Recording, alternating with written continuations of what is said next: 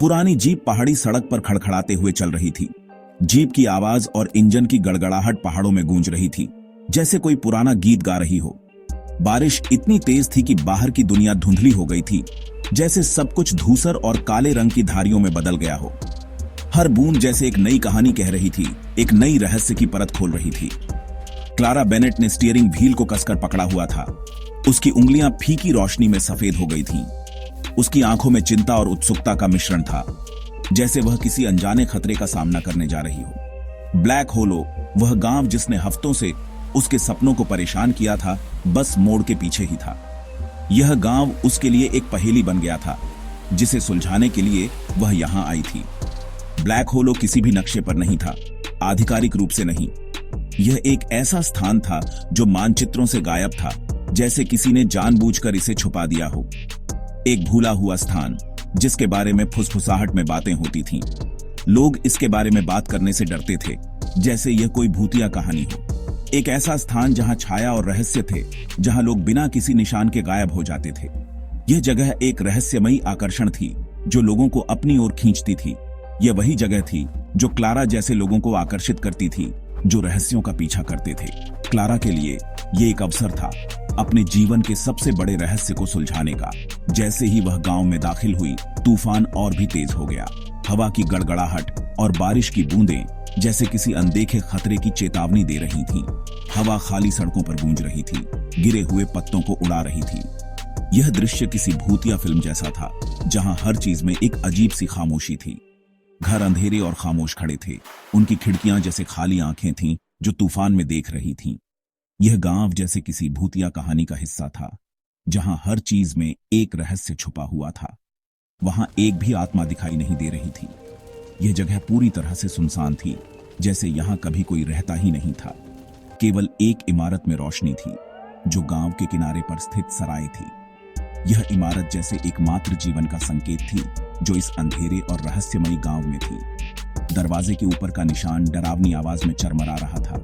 अंधेरे में मुश्किल से पढ़ा जा सकता था, द रेवेन्स रेस्ट। यह निशान जैसे किसी पुराने समय की कहानी सुना रहा था। क्लारा ने गाड़ी रोकी, इंजन बंद किया और गहरी सांस ली। उसके दिल की धड़कनें तेज हो गई थीं, जैसे वह किसी बड़े रहस्य के करीब पहुंच गई हो। ब्लैक होलो वैसा ही था जैसा उसने सोचा था, और उससे भी ज्यादा। यह गांव उसके सपनों और कल्पनाओं से भी अधिक रहस्यमयी और डरावना था। सराय का अंदरूनी हिस्सा गर्म और आमंत्रित था, बाहर के तूफान के विपरीत। बाहर की ठंडी हवाओं और बारिश की बूंदों से बचने के लिए यह एक आदर्श स्थान था। चूल्हे में आग जल रही थी, जो फर्नीचर पर झिलमिलाती छायाएं डाल रही थी।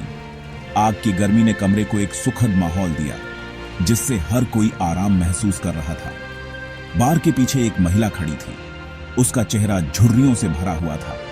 उसकी आंखें तेज और बुद्धिमान थीं। उसकी उपस्थिति ने सराय को एक विशेष पहचान दी। यह मिसेज क्रॉली थी, सराय की मालिकिन। वह अपने ग्राहकों का स्वागत एक विशेष तरीके से करती थी, जिससे हर कोई अपने घर जैसा महसूस करता था। तुम्हें क्लारा होना चाहिए, मिसेज क्रॉली ने कहा। उनकी आवाज उनकी उम्र के हिसाब से आश्चर्यजनक रूप से मजबूत थी। उनकी आवाज में एक आत्मविश्वास था, जो उनके अनुभव को दर्शाता था। सुना था तुम आ रही हो। उन्होंने आश्चर्यचकित नहीं किया। ऐसा लग रहा था जैसे वह पहले से ही सब कुछ जानती थी। ऐसा लग रहा था जैसे वह क्लारा का इंतजार कर रही थी। उनकी आंखों में एक विशेष चमक थी, जो उनके ज्ञान और अनुभव को दर्शाती थी, या जैसे वह अपनी छोटी सी दुनिया में होने वाली हर चीज के बारे में जानती थी। उनकी उपस्थिति में एक रहस्यमयता थी, जो किसी को भी आकर्षित कर सकती थी। क्लारा ने बार के पास एक सीट ली। वह थकी हुई थी और आराम की तलाश में थी। तूफान, उसने किसी तरह कहा, अपने आगमन के लिए एक स्पष्टीकरण के रूप में। उसकी आवाज में थकान और चिंता स्पष्ट थी। उम्मीद नहीं थी कि इतना बुरा होगा। यह आधा सच था। असल में तूफान ने उसे यहां आने का एक बहाना दिया था। तूफान एक कारण था, लेकिन क्लारा को ब्लैक होलो के अंधेरे, उसके रहस्यों की ओर भी खींचा गया था। वह उन कहानियों के बारे में जानना चाहती थी जो उसने सुनी थी। पहाड़ अपना मौसम खुद बनाता है, मिसेस क्रॉली ने कहा। उनकी नजरें दूर देख रही थीं। उनकी आवाज में एक गहरी समझ और अनुभव की झलक थी। और जंगल का अपना दिमाग है। उनकी आवाज में एक रहस्यमयता थी, जो किसी को भी सोचने पर मजबूर कर सकती थी। उन्होंने यह आखिरी हिस्सा धीमी आवाज में कहा, लगभग फुसफुसाते हुए, जैसे कि सुने जाने से डर रही हों। उनकी आवाज में एक गहरी समझ और अनुभव की झलक थी। रात भर तूफान गूंजता रहा। हवा भूत की तरह चिल्ला रही थी। असुविधाजनक बिस्तर पर लेटी हुई क्लारा को यह एहसास नहीं छोड़ रहा था कि कोई उसे देख रहा है। फर्श की हर चरमराहट, खिड़की के शीशे पर पत्तों की हर सरसराहट उसकी रीढ़ में सिहरन पैदा कर रही थी। आखिरकार वह एक परेशान करने वाली नींद में चली गई, छायादार आकृतियों और फुसफुसाती आवाजों से परेशान। जब वह जागी तो तूफान गुजर चुका था, एक अजीब खामोशी छोड़ते हुए। पर्दों के बीच से सूरज की रोशनी झांक रही थी, हवा में नाचते धूल के कणों को रोशन कर रही थी। क्लारा बिस्तर से उठी और जम गई। वहां लकड़ी के फर्श पर धूल की परत में पैरों के निशान थे, छोटे मिट्टी से सने पैरों के निशान जो खिड़की तक और खिड़की से वापस आ रहे थे, जैसे रात में कुछ उसके कमरे में घुसा हो। उसकी रीढ़ में सिहरन दौड़ गई। वह सराय में अकेली थी या थी? Section 4. The Diary of Samuel Harker. Determined to find some answers, Clara started exploring the village. She had heard whispers of an old library that might hold the key to the mysteries she sought to unravel. She found the village library, a small dusty building tucked away behind the abandoned church. The place seemed forgotten by time, its windows clouded with years of neglect. Inside, she stumbled upon an old leather-bound diary hidden behind a shelf. The cover was worn, and the pages yellowed with age, but it was intact. The diary belonged to Samuel Harker, a man who lived in Black Hollow centuries ago. The entries were chilling. They spoke of a time when the village was plagued by inexplicable events. Harker wrote of strange disappearances, of villagers driven mad by unseen forces, and of an ancient evil lurking in the heart of the forest. The descriptions were vivid, painting a picture of a village gripped by fear. He mentioned a sacrificial altar deep in the woods, a place where villagers made offerings to appease the Ancient One. The altar was said to be a place of dark rituals and whispered secrets. The last entry sent chills down Clara's spine. The forest. It's alive. It remembers.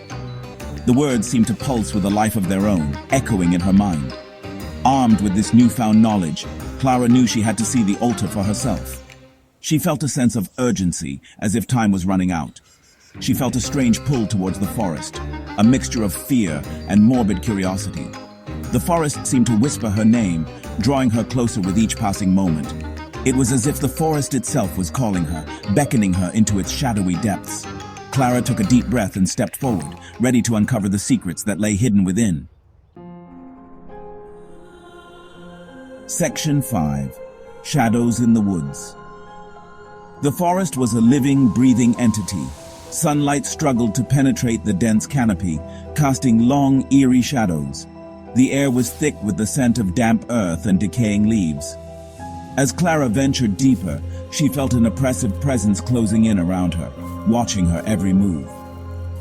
Following the directions in Harker's diary, she finally found it, the sacrificial altar. It was a crude stone structure, half hidden by vines and moss, stained with what looked like dried blood. The air around it crackled with an unnatural energy, making the hairs on Clara's arms stand on end. As she reached out to touch the cold stone, a twig snapped behind her. She whirled around, her heart pounding in her chest. There, at the edge of the clearing, stood a figure shrouded in shadow. It didn't move, but its eyes glowed with an eerie light. Clara knew in that instant that she had stumbled into something dangerous, something ancient and evil. Section 6. When Shadows Take Form. Clara didn't hesitate. She ran, her lungs burning, her feet pounding on the forest floor. The shadowy figure gave chase, its footsteps silent but ever present. The forest itself seemed to conspire against her, the trees reaching out with gnarled branches, the undergrowth tangling around her ankles. She burst out of the forest and into the deserted village square, gasping for breath. The village seemed to be holding its breath, the silence broken only by the hammering of her own heart. She looked back, but the shadowy figure was gone. Had it been real, or just a figment of her imagination? She made her way back to the inn, her mind racing. She needed to get out of Black Hollow to get help. As she approached the inn, she noticed something strange. The windows, which had been dark, now flickered with an eerie light.